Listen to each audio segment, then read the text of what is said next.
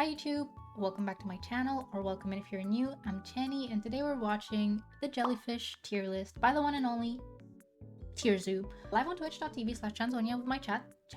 You gonna say hi YouTube or no? But yeah, let's just get to it. Let's see what we're gonna learn today. This game has seen no shortage of balance patches, and like any other game, after a while some players have started complaining about power creep. Being able to breathe on dry land used to be an incredibly unique and powerful perk, but now it's basically par for the course with around half of the player base. Being able to see and respond to the actions of other players used to be an incredible advantage, one that literally invalidated a huge number of popular playstyles. The same could be said about warm-blooded respiration, pair bonding and offspring rearing, eusociality, and even flight. And yet, even after an uncountable number of game updates, balance patches, and expansion packs, one of the most consistent builds in the meta is the Jellyfish. Jellyfish! A collection of ancient builds which usually have a grand total of 0 of the aforementioned abilities. Fun fact, I was considering a Jellyfish rebrand. Yeah, just wanted to put that out there. Today we're going to discuss why the Jellyfish, as well as other Nidarian and Jelly-like builds, have been able to stand the test of time. We'll talk about the most notable members of the faction, and place them all on the Jellyfish tier list. Okay, I need to stop getting distracted by the song. So pretty! Build, plus a quick Look rundown at of it! the typical stats and abilities they tend to have. Jellyfish have some of the strangest stat spreads in the entire game. The most obvious quirk is that wait, they're not intelligent? Yo, the intelligence stat is on the ground. No, they're silly. They got like 1 brain cell. Perception stats are basically 0. Jellyfish have no central nervous system, and so essentially all intelligence and perception-based abilities are completely locked on their skill tree. The lack of a brain means Jellyfish have to play mostly on autopilot and rely on pre-programmed reflexes and instincts to steer them away from danger and towards food. But those aren't their only extremely weird stats. No, Jellyfish possess some incredible regenerative abilities and can recover from basically any damage, which is good because Jellyfish have next to no defense at all. They're comprised of around 95% water, and their outer layer is a simple jelly-like substance that this feels like I'm watching them being tortured. I don't know how to feel. Water, they blend in quite well with the water. Many of them are nearly invisible, and all are translucent to some extent, which makes them extremely difficult to detect via eyesight. Look at the movement. Most players know about Jellyfish, though, is how absolutely cracked their damage stat is. The Jellyfish's special ability, Nematocyst, allows for massive venom damage upon even the slightest contact with their tentacles. This isn't universal, as some jellyfish possess far more potent venom than others, a topic we'll cover extensively during the tier list portion of this video. But nonetheless, most competent players fear getting too close to any jellyfish. What is he doing? Bro? Why would you do that? Is this what people call a masochist? Masochist? Yeah, masochist. Is that what's going on here? Cause why would you do that? Portion of this video. But nonetheless, most competent players fear getting too close to any jellyfish because of their deadly reputation. Their stat spread may seem completely nonsensical until you realize what the meta was like when the jellyfish was first added to the game. I've covered quote-unquote ancient builds before on this channel, builds like the shark, scorpion, and centipede, but jellyfish vastly predate all of them. Jellyfish were one of the first, if not the first, major faction of multicellular builds. Steve O? And so who's Steve O, chat? This is the second Steve O comment. Who's Steve O? Little need for defenses and intelligence, when there was very little to defend yourself from or to outsmart. Drifting along, filter feeding look on how plankton long its works just tentacles fine. are. Some might argue it still does. Even They're though like glass cephalopods, noodles. fish, and arthropods were added to the game soon after, jellyfish remained extremely popular. So So pretty. after 500 million years of balance patches and game updates, let's see which jellyfish builds come out on top. Moon jellyfish. That's the one I was talking about before we started this video. That's what it's called, the moon jellyfish. I know what it looks like, I just don't know the name.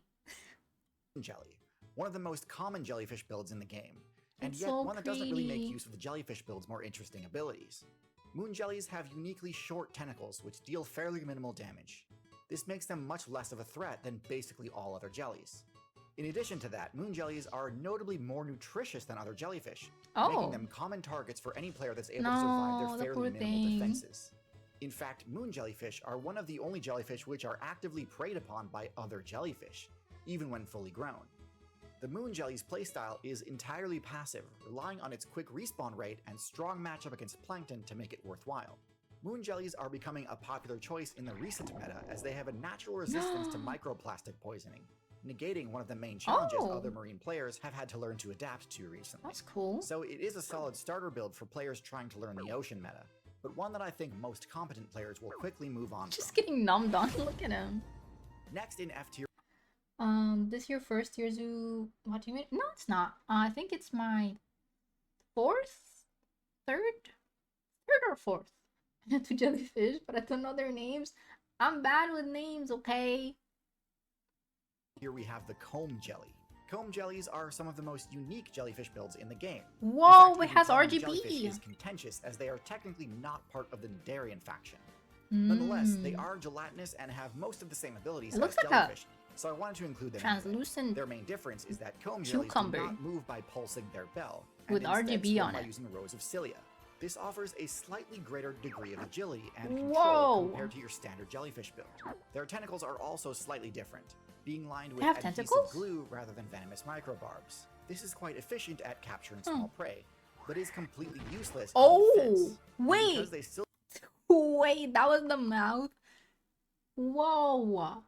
That was insane. efficient at capturing small prey, but is completely useless. That's not in a small defense. prey. That's And like because the they still same do not size possess as an it. advanced nervous system, the fact that they have greater control over their movement via their cilia doesn't amount to that big of an advantage in practice. They still can't dodge predator attacks because they cannot dodge an attack that they don't know is coming. This build has a lot of potential if they can just put a few more points into intelligence, but for now I'm still going to place them in F tier. Yo, they gobbling. At the bottom of D tier we have the sea nettle. The sea nettle is essentially the It's most so basic average pretty. jellyfish build in the game. It embodies every feature of the archetype, yet excels at none of them and doesn't really have any additional unique abilities. The sea nettle has decent length tentacles that can inflict solid damage. It looks like a loofah potentially though. The tentacles in the middle. Are these ones still tentacles? But yeah, they look like a loofah. lethal to build within its own weight class, but still not strong enough to really merit the extreme caution their reputation has impressed on the player base. With low medium size and the same nearly non-existent nervous system, sea nettles may be more well defended than the moon jelly, but with even the slightest bit of clever counterplay, they still fall apart immediately. Next, in D tier we have the coral. You might be surprised to see coral on the jellyfish. I was just gonna say, corals are jellyfish?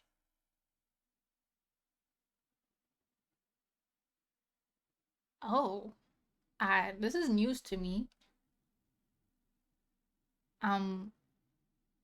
Okay, all right, jellyfish tier list, and indeed I am stretching the definition a little bit, but they are a part of the Netarian faction, and are less different once you look more closely.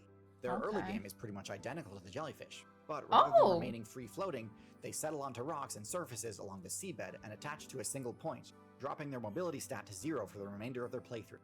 To compensate, corals then activate their signature ability, Calcify, constructing an incredibly sturdy exoskeleton around themselves, and massively buffing the defense stat in the process. As this exoskeleton grows, that's the so coral cool. will also I didn't know clone that they itself, start off like eventually a granting the player jellyfish pretty control much. over an entire colony of coral, all to accomplish one thing: AFK experience farming. Once established, the hard part of their playthrough is over, and they can now filter feed for essentially as long as they like. So an easy build to play if you can make it past their vulnerable planktonic early game, although unfortunately the climate change balance patch seems to be a pretty harsh nerf to this playstyle. Those badge.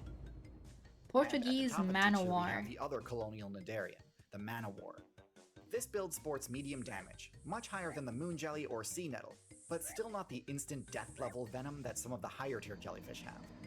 Like other jellyfish, it has low mobility and terrible defenses. Why is it built like that? The Manwar is uniquely vulnerable to predation due to the fact that rather than having a bell to propel itself through the water, instead the Manwar has a balloon, making them very easy to detect and attack from above, where many seabirds hunt. In addition, any damage to the balloon could easily cause it to deflate, sending the Manwar straight to the depths for an instant game over. Oh no. Which negates the advantage most jellyfish have of being able to regenerate from minor to moderate damage. Lastly, the Manwar seems to be uniquely vulnerable to getting beached during severe storms. Likely also due to their positioning on the surface of the water, where they get beaten around by the waves and the wind. Is it also Still, not something you their want to be shape? trading hits with if you're a fish. In C tier, we have the Lion's Mane. This is the largest jellyfish build in the game, sporting a massive HP stat and tentacles that can reach lengths POV, my cable management. Sorry, I just have to say it. of 120 feet, longer than the blue whale end to end. Giant as it may be, its power stat is still below average, as its venom still isn't really enough to take down anything much larger than a minnow. You would think a bigger jellyfish would go after bigger prey, but similar to the whale, it uses its large size to hit a larger area with its attacks, with the hope of getting frequent multi-kills. Its large size makes it very difficult to kill, simply by nature of it being able to literally survive half of itself being eaten. And there isn't much out there that would need to eat more than half. Still, with its stings being fairly weak, they aren't really threatening enough to merit placement in the higher tiers. Moving on up to B tier, we have the Anemone. Similar to coral, anemones are closely related to jellyfish, but opt for a sedentary playstyle rather than a free-roaming one. Unlike coral, though, anemones protect themselves using powerful venomous stingers rather than a hard calcified exoskeleton. Why would you put your finger there? On plankton like corals do, they also use this venom to catch and kill prey. Many of them possess extremely powerful venom, enough to cause organ failure even in larger builds like humans. Now, organ failure from that thing is a huge vulnerability. Oh my god. The reason I rank anemones so high in spite of this weakness is that anemones are some of the best team combo I like their name. Anemones. Anemones. Game, forming excellent team comps with both clownfish and crabs. In the case of the clownfish, the anemone and the clownfish cover each other's weaknesses, deterring the predators that the other is vulnerable to. Similar to jellyfish, anemones are vulnerable to sea turtles, as they are resistant to their venom. Clownfish valiantly fight for their teammate, even against those sea turtles, which are gargantuan by comparison. Oh my god, W buddy? Return, predatory fish that would love to score an easy kill on a small, vulnerable fish need to tank a mouthful of nematocysts to even have a chance at attacking a clownfish. And in the crab's case, rather than fighting off turtles, the crab will actually attach the anemone to itself, gaining venom damage on its own attacks in exchange this for is like, he's equipping them. So, it's like while armor. Probably only low to mid tier on its own, the combo potential of this build makes it an optimal choice in many scenarios and bumps it up to B tier. Where's my son? And finally, jumping all the way up to S tier, we have the There's no box A jelly. tier?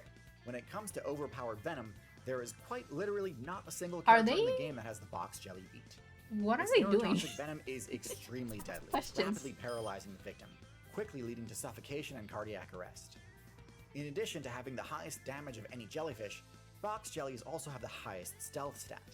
While many jellyfish sport a wide range of translucent colors like red and blue, box jellyfish are almost completely transparent.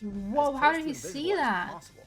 In addition, because they sport fewer tentacles and therefore experience less hydrodynamic drag, and because of their unique bell shape which allows them to jet through the water, so they're box jellyfish they seem quite consistent with like the 4 big branches of the tentacles, and avoid as they zoom and then through it seems like some of them get more smaller branches within those 4.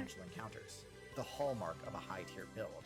And as if all of that wasn't cracked enough, box jellyfish are unique in that they're the only jellyfish which have eyes. That looks so cursed.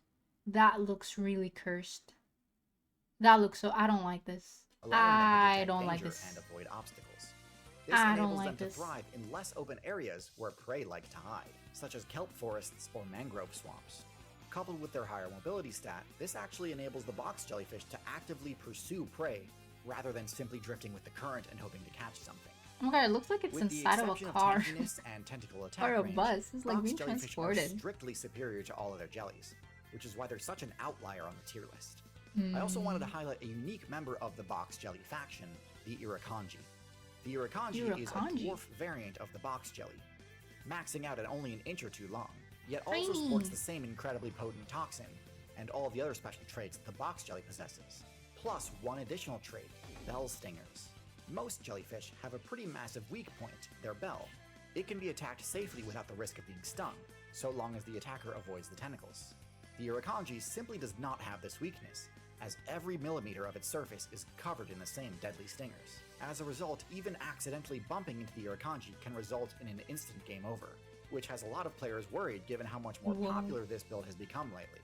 This is obviously a super risky playstyle though, as the Urakanji itself has the lowest HP stat of any build I've ever covered on this channel. Oh my Even god. just swimming into an obstacle is Such a damaging low enough like to kill HP an bar, like Urakanji, so tiny. so they need to play extremely carefully, and can't Wait, take did it advantage die? of the obstacle-heavy environments that the other box jellies can. So that's the Jellyfish tier list. Generally, I rate most of them low to mid-tier, with the exception of the truly formidable outlier of the box jelly. Before we Box wrap jelly. up, I do want to cover some counterplay options. I mentioned Oh. it a few times in the video, but sea turtles have a flat-out unlosable matchup against jellyfish, being completely immune to their venom, and so they are able to safely attack and digest them. But another lesser-known but even more effective counter to jellyfish is the sea slug. Not sea only are slug. they immune to the venom, but they can actually absorb the stingers and convert them into their own defensive weapons. No Basically giving way. them all the deadly benefits of the jellyfish, without the drawback of being basically brainless. That's I sick. expect both of these builds to become a lot more popular as jellyfish numbers continue to increase. So if you're looking to score some easy wins, I recommend learning the strategies of both of these excellent builds. I hope to do a sea slug video soon, so be on the lookout Yes, for that. please and do. sure I subscribe want to so you learn don't miss it more when it about drops. sea slugs. Speaking of not missing They look important cool. video releases, I'd like to remind all my viewers that the best way to watch my content is with Nebula. Alright, that was actually good. Learned the names of the jellyfish I knew of but didn't know the name of, so that was fun. I don't think I ever heard of a box jelly though. They were cool. They had like a little different situation with the tentacles. That was interesting. Turtles are apparently OP against jellyfish.